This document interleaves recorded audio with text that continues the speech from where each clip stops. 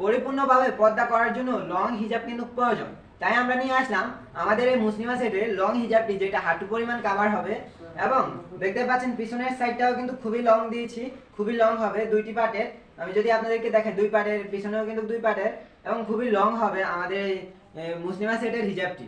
পরিপূর্ণ পর্দা মেনটেন হওয়ার জন্যই কিন্তু আমরা আমাদের এই মুসলিমা সেটটি তৈরি করেছি।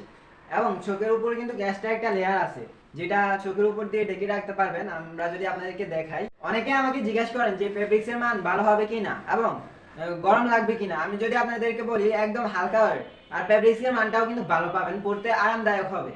আপনারা আবার একটু দেখেন কতটুকু লং হবে, কতটুকু লং হবে। পর্দা অ্যাকুরেট মেনটেন করার জন্য মা বোনদের এটা হবে বেস্ট একটি চয়েস। আর আমরা যদি দেখাই আমাদের মুসলিমা সেটের নিকাবটি কতটুকু লং দিয়েছি, অনেক আপুরাই জিজ্ঞাসা করেন যে নিকাব লং হবে কিনা। আমাদের ভিডিওর ভিতরে যেমনই দেখতে পাচ্ছেন ঠিক তেমনই পাবেন, খুবই লং নিকাব দেখতে পাচ্ছেন।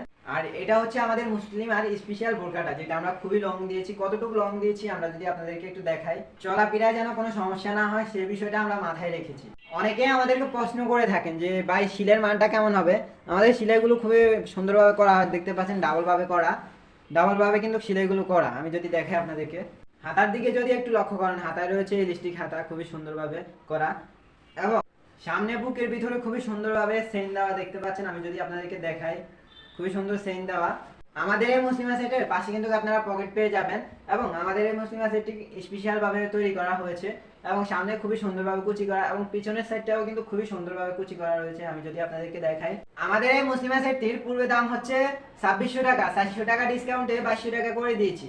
আর তাই নিতে আমাদের হোয়াটসঅ্যাপ অথবা ইমোতে যোগাযোগ করুন, অথবা আমাদের ফেসবুক পেজে নক দিতে পারেন। সবাই ভালো থাকবেন, আল্লাহ হাফেজ।